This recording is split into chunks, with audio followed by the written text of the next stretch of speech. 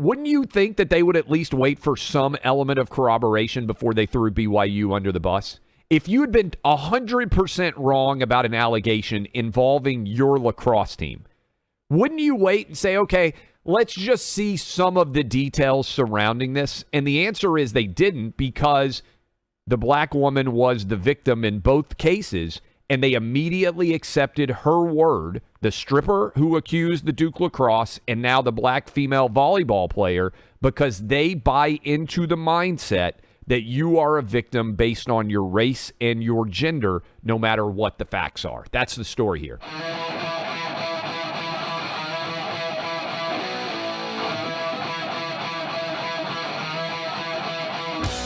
Some of you may not know this story. That's because a lot of people don't want to talk about it. But our friends in Utah, in particular BYU fans, have been unfairly maligned. We got a case of Jussie Smollett on the volleyball court. Buck, I don't know how much you've been following this case, but we've been doing a pretty good job of tracking it, our crew at Outkick. And so I've been following all these details pretty closely now.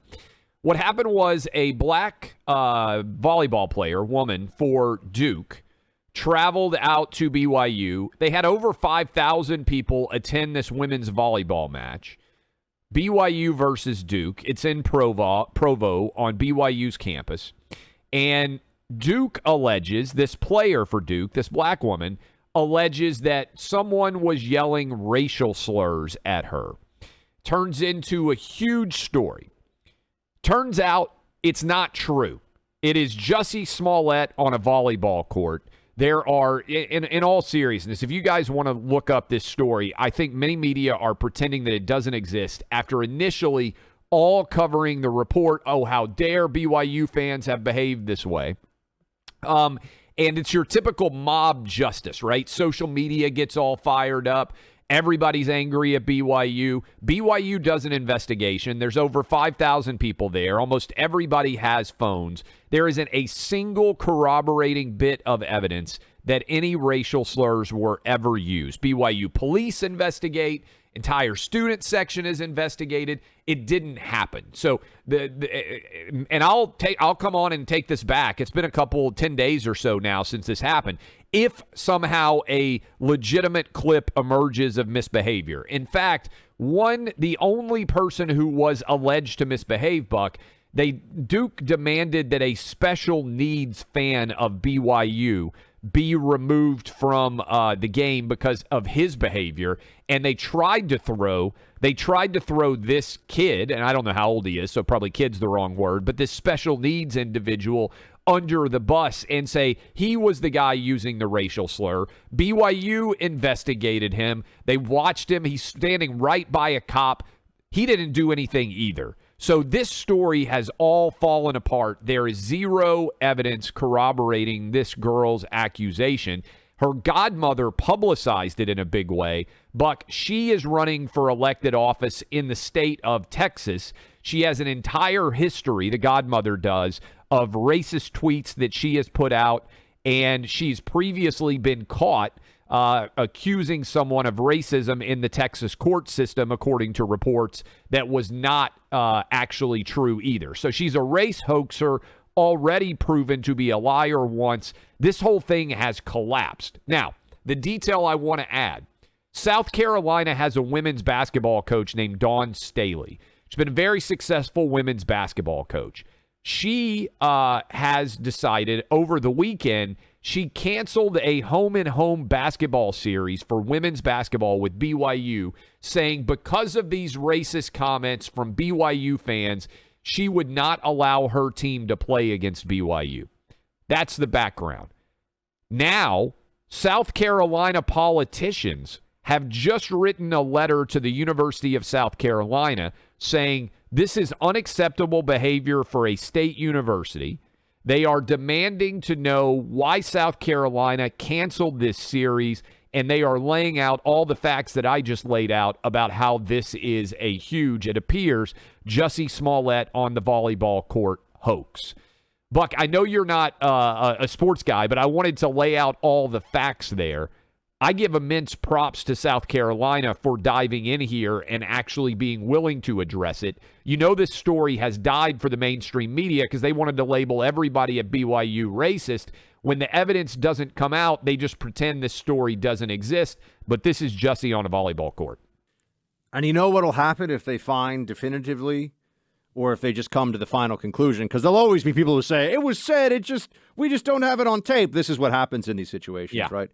They'll say, well, even if it wasn't factually true, it raises awareness about the racism that exists in this country. Isn't that amazing?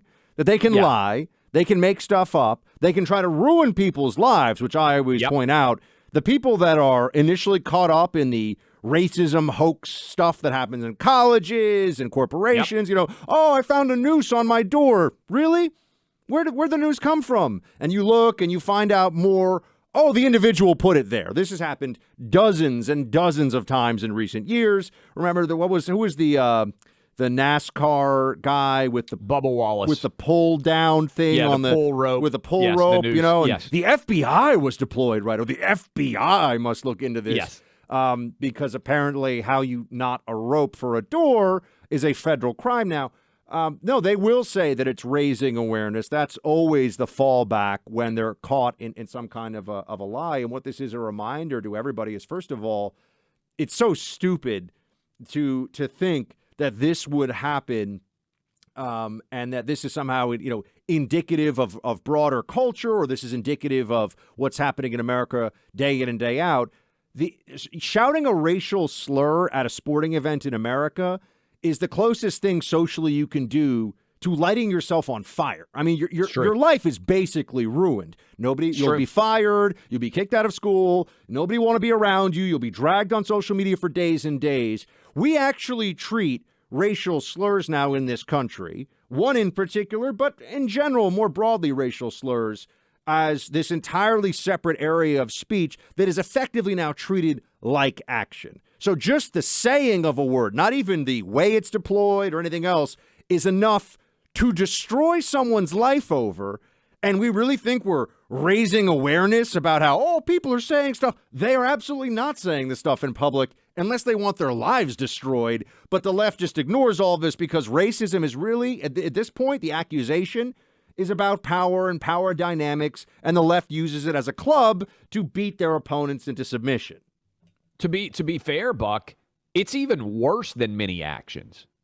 If you were a prominent figure, you're better off getting multiple DUIs than being on tape using a racial slur, right? People be like, oh, well, you know, you should have just gotten an Uber, but we'll forgive you multiple times probably for a DUI, more than they would for a tweet that was considered to be inappropriate, or certainly for some sort of video act. But this is, to me, particularly, Buck, because Duke lacrosse in 2006 was 100% a lie.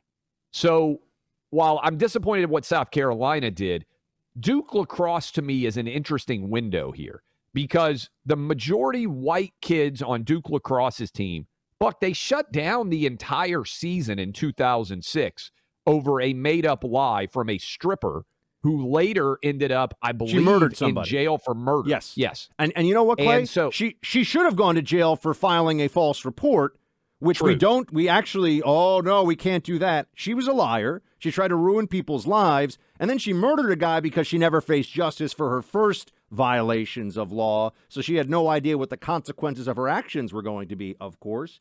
By the way, I love the story about that lacrosse coach from Duke. Later on, he went to, University of Rhode Island, or a school in Rhode Island, and turned after he was fired, and he was ruined. They shut down the whole program. He did nothing. He did nothing wrong. He had nothing. Correct. So there was no rape of this stripper. And beyond that, he had nothing to do with anything. Duke threw him under the bus, but then later on he was picked up by a D2 program and turned them into like a national powerhouse. It's actually a very nice story of career redemption. Not that he needed redemption for anything he did, but, you know, second chance for him. But by the way, you think the New York Times or any of those outlets, or you think Rolling Stone, after they wrote that the hoax gang rape story at University of Virginia, do they feel bad about being wrong? No. You know why, Clay? They were raising awareness about how women can't walk around campuses in this country feeling safe or whatever. That's why I want to tee off on Duke a bit for a minute here, too. Buck, wouldn't you think that they would at least wait for some element of corroboration before they threw BYU under the bus? If you had been 100% wrong about an allegation involving your lacrosse team, wouldn't you wait and say, okay, let's just see some of the details surrounding this? And the answer is they didn't, because the black woman was the victim in both cases, and they immediately accepted her word, the stripper who accused the Duke lacrosse and now the black female volleyball player, because they buy into the mindset that you are a victim based on your race and your gender, no matter what the facts are. That's the story. I often say that hypocrisy is a defining characteristic of the left. They're hypocrites. This is the private jet to Davos while telling everybody that they have to use canvas bags and they have to ride a bicycle to work. But another defining characteristic of the left is cowardice in the face of the mob. Always. Yep. Oh, they are cowards when faced with the mob, with the group, with the collective. It is a definitional trait for leftists, and by leftists I mean Democrats. And it's well said. I can't even keep up with all the attacks that we get on a day-to-day basis out there in the media. Most of the media that attacks us, to be fair, a lot smaller audiences, certainly way worse hair. But we were talking earlier, Buck, about this Jussie Smollett on a volleyball court. The fact that there's zero corroborating evidence of any racial slur being uttered by anyone at BYU. The entire story is falling apart. Well, USA Today, I was made aware, has got an editorial up. USA Today used to be a widely read newspaper because it was given away free to you if you stayed in a hotel room anywhere, if you went to an airport anywhere. I'm not sure that anyone has ever actually paid for a USA Today in their life, but it still exists.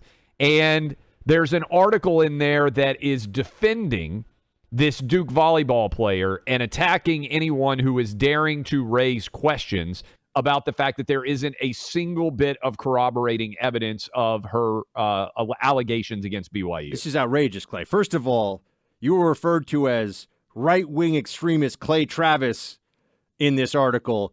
Yes. You are very reasonable. If anyone's a right-wing extremist here, it is me, all right? That is like, this aggression shall not stand. Second of all, the guy's analysis is absurd. He's like, she puts her career at risk by making the allegation. That is absolutely, obviously false. People who bring up these allegations, and even if they're proven to be a lie, I mean a straight-up lie, they admit it later on, there's never any consequences. No consequences. None whatsoever. So this is just delusional. Yes, but yeah, you mentioned it. Right-wing extremist Clay Travis said the story of a 10-year-old rape victim was a lie. It turned out to be true, of course.